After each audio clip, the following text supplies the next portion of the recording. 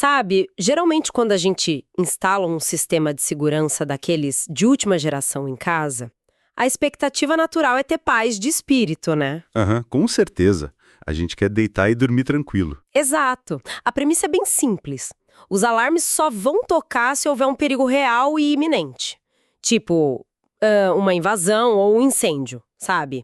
É um sistema programado e calibrado especificamente para proteger o patrimônio e a vida de quem está lá dentro. A função primordial de qualquer sistema de vigilância é a autopreservação, né? O que faz todo sentido do ponto de vista da sobrevivência básica. Faz total sentido.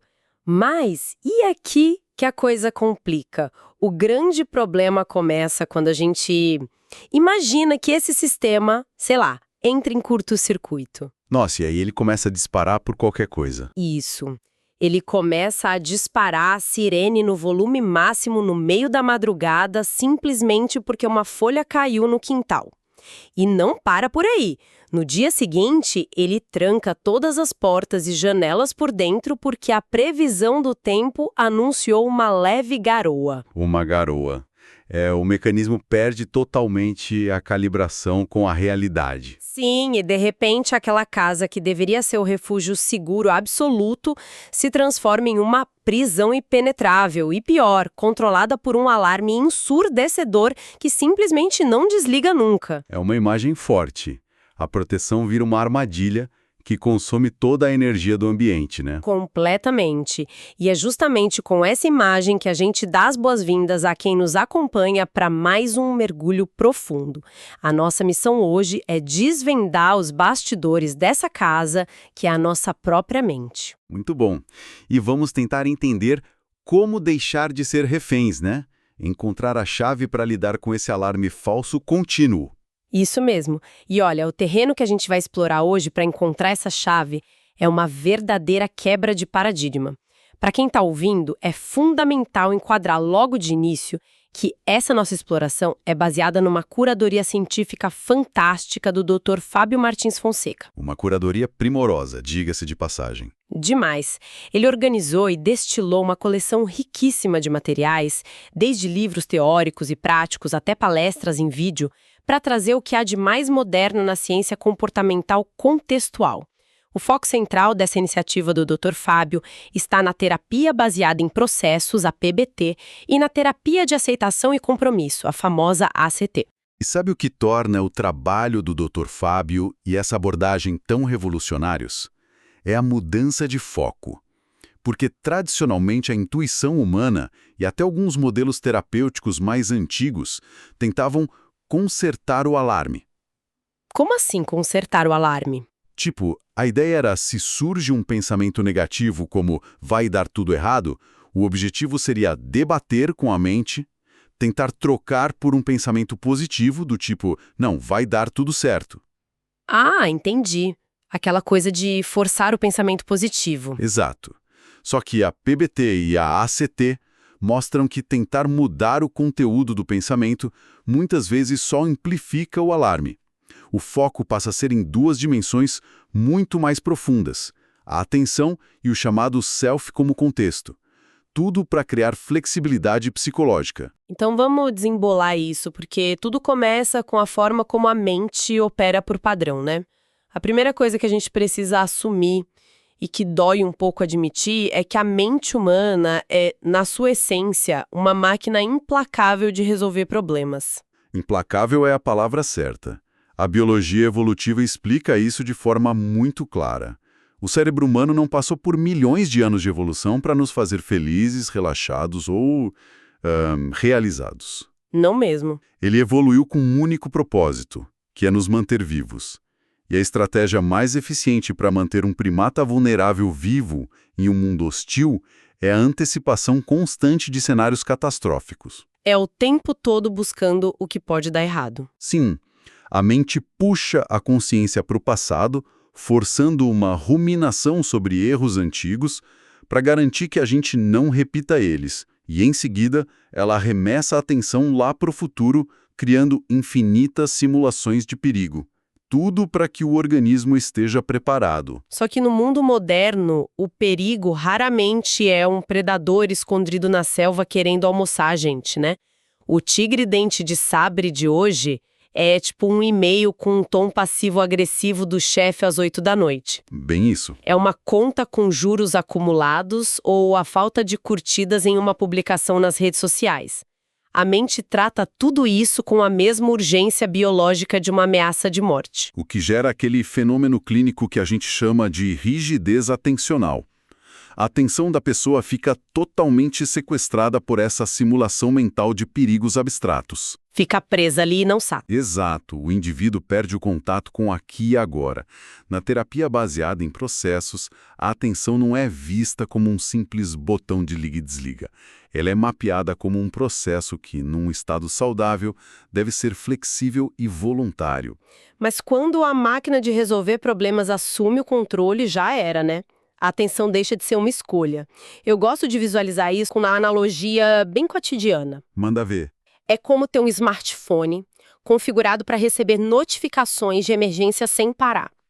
A tela acende a cada 5 segundos, com alertas vermelhos piscando, o celular vibrando na mesa. O tempo todo. O tempo todo. Fica humanamente impossível prestar atenção na conversa maravilhosa que está rolando ali, no jantar com a família, sabe? Porque o aparelho exige atenção absoluta imediata para problemas que, na imensa maioria das vezes, nem estão acontecendo no mundo físico. Perfeito. Essa imagem do smartphone ilustra muito bem o dilema central dos terapeutas. Como ajudar alguém a parar de olhar compulsivamente para a tela? Porque se você der uma ordem direta como apenas pare de pensar nisso ou foque no presente, o efeito é o reverso. A pessoa pensa ainda mais, né? O alerta pisca mais forte. Exatamente. A mente resiste. A abordagem clínica eficiente, que é bastante destacada na curadoria do Dr. Fábio, utiliza o questionamento socrático. O papel do terapeuta não é dar um comando, mas investigar gentilmente junto com a pessoa a mecânica dessa rigidez. Tá, fiquei curiosa. Como seria isso na prática ali do consultório? Como desarmar essa bomba sem cortar o fio errado? Então o terapeuta começa a fazer perguntas de exploração espacial e temporal sobre a própria atenção.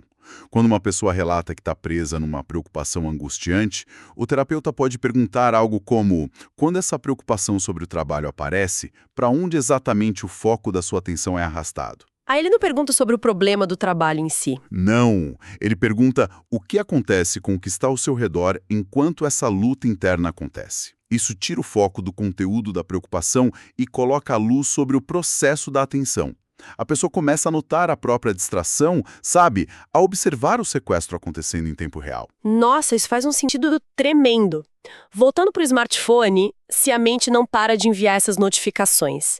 A grande sacada não é tentar quebrar o celular, deletar o aplicativo ou brigar com a mensagem. Com certeza não. A grande sacada é descobrir como observar essas notificações na tela sem clicar nelas. Como ler a manchete do alerta sem ser engolido pela urgência dele, né? Perfeitamente. Esse espaço entre observar a notificação e não clicar nela é o que a ciência comportamental chama de desfusão cognitiva. Desfusão cognitiva. Isso. A fusão é quando a gente compra um pensamento como se ele fosse a realidade absoluta. A desfusão é o mecanismo que quebra essa ilusão, separando quem pensa do próprio pensamento. E aqui a gente chega numa das partes mais fascinantes das fontes. Tem um exercício prático puramente experiencial usado para treinar essa desfusão, que é chamado de soldados no desfile. É uma visualização que parece simples, mas mexe de um jeito profundo na forma como a gente processa a linguagem. É um clássico. A estrutura desse exercício dos soldados no desfile é desenhada para externalizar a cognição. Funciona assim, a instrução é pedir para a pessoa fechar os olhos e imaginar que, de dentro da orelha esquerda dela, pequenos soldados começam a marchar para fora. Eles saem em fila indiana, Sim, né? em fila indiana. Eles desfilam bem na frente do campo de visão da pessoa, marchando em direção à orelha direita. E o detalhe que faz a técnica funcionar é que cada soldado carrega uma placa em branco. Tá, e a partir daí, a regra é que cada pensamento que surgir na cabeça, absolutamente qualquer coisa, desde, preciso comprar pão mais tarde, até coisas tipo, eu sou uma fraude no meu trabalho. Tudo deve ser visualizado como palavras escritas na placa que um desses soldados carrega. Qualquer pensamento, não importa o conteúdo. Exato. E a missão de quem está fazendo o exercício é assumir a posição de revista. Como um general num palanque, sabe? A pessoa tem que apenas observar a tropa passar com as placas. Sem julgar o soldado, sem tentar acelerar o passo dele, sem debater com o que está escrito lá. Apenas assistir. E o brilhantismo clínico de colocar as palavras nessa placa imaginária é que isso força uma separação neurológica. Normalmente, a gente vive o pensamento a partir de dentro. Ao projetar ele numa placa externa, a pessoa transforma uma suposta verdade absoluta em apenas tinta sobre um pedaço de madeira. Desacopla o pensamento da realidade. Exato, desacopla a linguagem. Mas olha, o verdadeiro poder da técnica se revela no que acontece logo em seguida. Porque os dados clínicos mostram que, inevitavelmente, o desfile vai parar. O desfile vai parar? Como assim? O general desce do palanque e vai brigar com o soldado? Inconscientemente, sim. A mente humana não tolera ficar passiva observando a linguagem por muito tempo. Em questão de segundos ou minutos, a pessoa esquece que está fazendo um exercício de observação e é arrastada para dentro da história de uma das placas. Ela se funde ao pensamento. O que me levanta um questionamento muito prático sobre a expectativa de quem tenta aplicar isso no dia a dia. Porque ficar assistindo a essa banda passar 100% do tempo é utópico. Ninguém consegue ficar completamente blindado e imune a própria mente o tempo todo, né? Parece uma meta meio inatingível. E é inatingível. A genialidade da ACT é que o objetivo do exercício não é alcançar um estado de perfeição zen, onde os pensamentos flutuam sem nunca nos tocar. O ganho terapêutico real e a construção da neuroplasticidade mesmo acontece no exato milissegundo em que a pessoa percebe que o desfile parou. A vitória não é a ausência de distração, mas o reconhecimento da distração. Exatamente. A musculação psicológica está justamente no notar a falha. Quando a pessoa percebe, tipo, opa, fui fisgado por aquela placa sobre o e-mail do chefe, ela exercita a habilidade de dar um passo atrás, soltar o pensamento e retornar voluntariamente para a posição de revista. Ok, notei o pensamento, deixe o soldado continuar marchando. É a repetição desse ciclo, né? Fundir, notar a fusão, desfundir e voltar a observar. É isso que cria o famoso espaço psicológico. Isso mesmo. É o desenvolvimento de um novo reflexo. Mas aí vem um ponto-chave. Existe um nível de dificuldade muito maior aqui. Uma coisa é dar um passo atrás e deixar passar um soldado segurando a placa "preciso lavar o carro". Outra coisa completamente diferente é quando o soldado carrega uma placa pesada, daquelas que doem na alma, sabe? O cenário muda drasticamente, com certeza. Especialmente quando os pensamentos carregam peso de identidade. Placas que dizem, eu sou incapaz, ninguém gosta de mim, ou eu sou quebrado por dentro. Nossa, sim. Esses pensamentos não se comportam como meros eventos passageiros. Eles se apresentam como diagnósticos incontestáveis sobre a essência do indivíduo. É o que as fontes definem como a armadilha da identidade, não é? E para entender como desarmar isso, a gente precisa entrar no conceito de self. A terapia baseada em processos divide isso em duas experiências distintas: o self como conteúdo e o self como contexto. E olha, essa distinção é possivelmente a ferramenta mais poderosa dessa curadoria toda. Sem dúvida. O self como conteúdo é a nossa narrativa autobiográfica. É aquela longa história que a mente compila ao longo dos anos, feita de adjetivos, traumas, sucessos, crenças e rótulos. É tudo aquilo que vem depois da frase "eu sou". E o grande risco é que, quando a gente se funde totalmente essa história, a gente perde a nossa flexibilidade. Por outro lado, o self como contexto é o eu que observa a história. É a perspectiva contínua, o espaço puro da consciência onde todos os pensamentos e sentimentos acontecem, mas que não se confunde com eles. Para aterrar bem esses conceitos, o Dr. Fábio destaca uma analogia formidável, que é a metáfora da sala.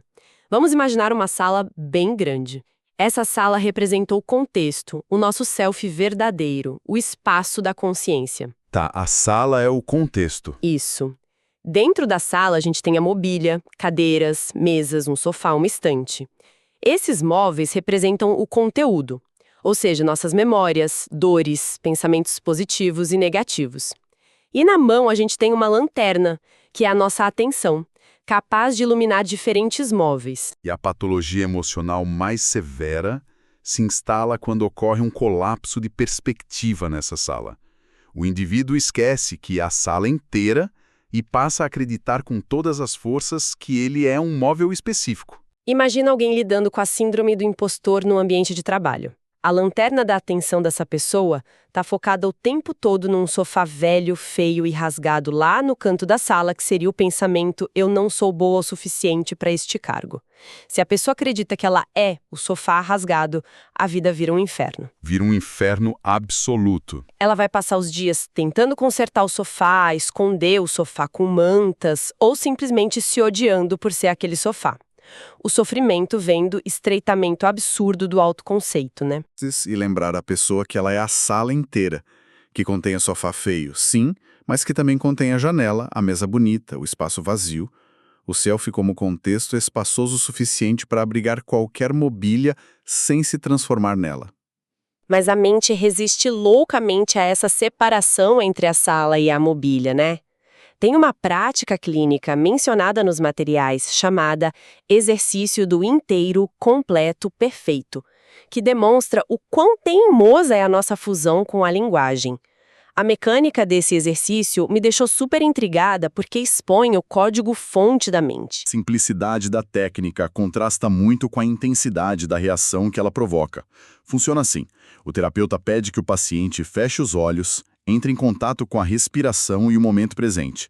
Então, num tom neutro e bem pausado, o terapeuta pronuncia apenas 4 palavras: sou inteiro, completo, perfeito. O silêncio que se segue geralmente é preenchido por um caos interno no paciente. A mente de quase todo mundo entra em parafuso e começa a gritar argumentos de defesa. Imediatamente surgem pensamentos do tipo: inteiro, completo, perfeito, de jeito nenhum. Olha o erro estúpido que cometi na semana passada. Eu sou cheio de falhas, eu sou uma bagunça. A rejeição ao conteúdo verbal positivo é furiosa. E instantânea, né? O que revela uma característica estrutural da mente humana, ela é essencialmente dialética e baseada em relações de oposição. Para a mente compreender o conceito de perfeito, ela precisa buscar imediatamente nos arquivos da memória o conceito de imperfeito para criar contraste. É impressionante. Esse exercício destrói o mito da positividade tóxica ou daquela tentativa de se curar repetindo mantras positivos na frente do espelho. Fica provado que a paz nunca será encontrada no nível do conteúdo.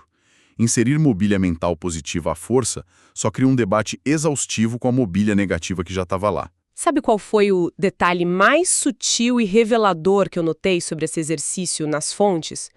É que em nenhum momento o terapeuta instrui, tipo, eu quero que você acredite nessas palavras, ou por favor aplique estes adjetivos esplêndidos a si mesmo. O terapeuta simplesmente joga 4 palavras soltas no ar da sala. Bem observado. A ausência da instrução direta e essa reação violenta atestam o grau de automatismo do ser humano. A mente está tão desesperadamente condicionada a buscar identidade e a se fundir com a linguagem que, ao ouvir adjetivos, ela imediatamente veste a carapuça. Veste a carapuça na hora? Ela assume essas palavras como uma imposição sobre o eu antes mesmo de qualquer avaliação lógica. É o piloto automático da máquina de resolver problemas operando na velocidade da luz. O que nos coloca diante de um dilema existencial bem prático agora. Se a guerra não pode ser vencida no nível do conteúdo, já que debater com a mente ansiosa não resolve, e forçar pensamentos positivos apenas inicia um tribunal interno, qual a saída de emergência? Como a terapia de aceitação e compromisso resolve esse beco sem saída? A solução não é mudar a estratégia da batalha, mas mudar o paradigma de onde e quem nós somos nessa batalha. Isso nos leva à metáfora definitiva da ACT e da PBT, a metáfora do tabuleiro de xadrez. É a consolidação final do conceito de self como contexto e a chave para a verdadeira libertação psicológica. Então vamos montar esse tabuleiro agora, porque visualmente isso é muito poderoso. A proposta é imaginar um tabuleiro de xadrez infinito. Sobre ele estão dispostas peças brancas e peças pretas, prontas para o combate. Prontas para a guerra. As peças brancas representam absolutamente tudo o que consideramos bom e desejável em nossa vida interna. Pensamentos positivos, autoestima, memórias de conquistas, autoconfiança, coragem, serenidade. Certo. E do outro lado, as peças pretas representam tudo o que consideramos sombrio e aversivo, nossos traumas antigos, a insegurança, a ansiedade crônica, pensamentos de fracasso, os vícios e os medos. É o cenário clássico da dualidade humana. A grande batalha entre a luz e as trevas acontecendo o tempo todo lá dentro da cabeça. E o comportamento padrão da esmagadora maioria das pessoas é entrar no jogo e tomar um partido. A pessoa se alia visceralmente às peças brancas, né? Exatamente. Ela veste a armadura da positividade, monta no cavalo branco e parte para uma guerra sangrenta com o objetivo claro de aniquilar, suprimir e varrer as peças pretas para fora do tabuleiro.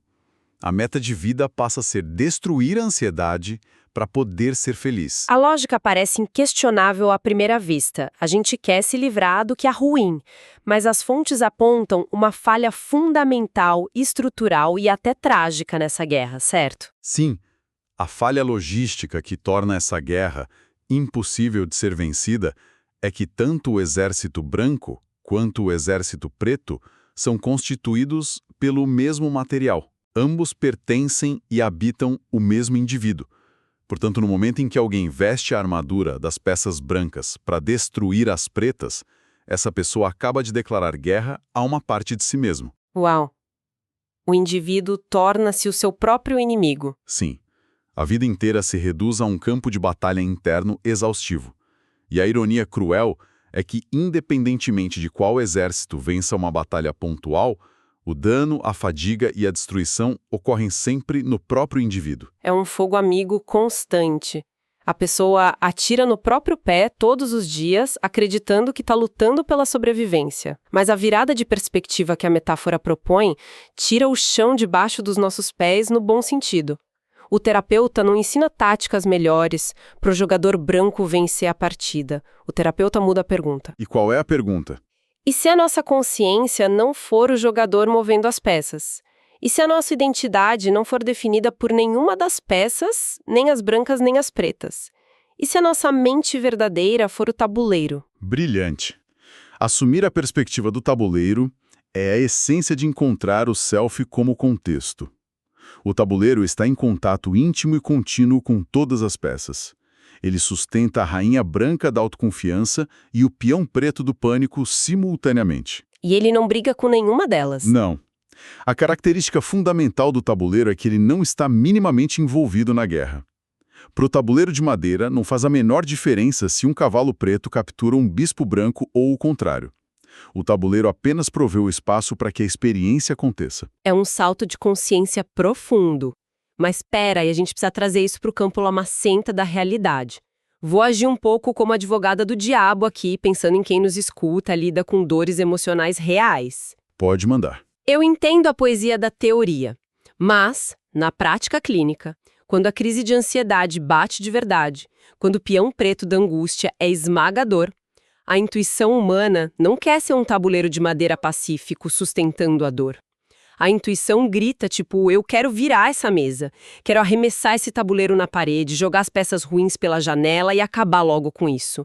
É um instinto de fuga super genuíno, sabe? E é um instinto humano, primário e completamente compreensível. Essa reação de exaustão diante da própria mente é super comum nos consultórios. No entanto, a forma como a terapia de aceitação e compromisso lida com essa vontade de virar a mesa é uma aula de precisão clínica. A resposta para essa meta-frustração é o pensamento eu não aguento mais essas peças pretas e quero virar o tabuleiro. Não é você falando. Como assim não sou eu? É, na verdade, apenas mais uma peça preta sendo colocada em jogo. Espera aí. Quer dizer que a frustração sobre estar frustrada, o desespero de não conseguir se livrar da ansiedade também não sou eu? É só a mente jogando xadrez consigo mesma, disfarçada de observador? Exatamente. A mente extremamente habilidosa em criar novas camadas de conteúdo para manter a pessoa engajada na luta. A frustração com a terapia, o medo de nunca melhorar, a raiva por sentir raiva, tudo isso é nova mobília sendo colocada na sala, novas peças sendo empurradas no tabuleiro. Nossa, e se explode a cabeça. O tabuleiro em si, o contexto puro da consciência, não julga o cansaço. Não faz esforço para reter as peças boas, nem tem a capacidade de expulsar as ruins. Ele é imperturbável. A libertação psicológica autêntica não está em dominar a guerra mental ou forçar o fim do jogo. Está em entender que o tabuleiro não é refém do jogo. Exato. A liberdade está em reconhecer que, independentemente da ferocidade da batalha que está rolando lá em cima, entre o exército da ansiedade e o exército da esperança, o tabuleiro pode se levantar e caminhar na direção que quiser. O comportamento físico, as ações no mundo real em direção ao que valorizamos na vida, essas coisas não precisam esperar que a guerra interna acabe. Nossa, isso reescreve as regras de como a gente lida com a nossa própria existência, sintetizando a riqueza imensa dessa curadoria clínica que desbravamos hoje. A mensagem que fica muito clara. Construir flexibilidade psicológica não significa tentar consertar um sistema de alarme defeituoso, não significa debater com os soldados do desfile, nem tentar estofar o sofá rasgado da nossa identidade. Não, de forma alguma. É mudar radicalmente a nossa relação com os pensamentos. É usar a disfusão atencional para ler a notificação do celular sem clicar nela. E adotar a perspectiva do tabuleiro para acomodar a guerra sem se tornar um soldado nela. E a aplicação disso na rotina de quem acompanha o programa é imediata e transformadora. Pode ser naqueles 10 minutos antes de uma apresentação de trabalho importante, onde o coração acelera e a mente grita que tudo vai dar errado. Pode ser no manejo crônico da ansiedade ao longo dos anos, ou naquela busca íntima por autoconhecimento, sabe? Com certeza. Quando a pessoa reconhece que não é a mobília e nem as peças de xadrez, ela recupera a agência. A energia monumental que antes era desperdiçada lutando contra fantasmas dentro da própria cabeça é finalmente liberada. Liberada para agir, para construir relações reais e se mover na direção de uma vida que faça sentido. Aceitar o convite para parar de lutar e começar a viver de verdade. Para amarrar tudo que a gente discutiu, eu deixo um pensamento final, uma provocação para ficar reverberando na mente depois que este mergulho profundo terminar. Considerando que a nossa verdadeira essência é como esse imenso e inabalável tabuleiro de xadrez, capaz de conter e sustentar toda a guerra interna sem nunca ser destruído por ela, independentemente de quais peças pretas ou brancas estejam em conflito gritando na mente hoje, a grande pergunta é: em qual direção esse tabuleiro vai escolher se mover a partir de agora?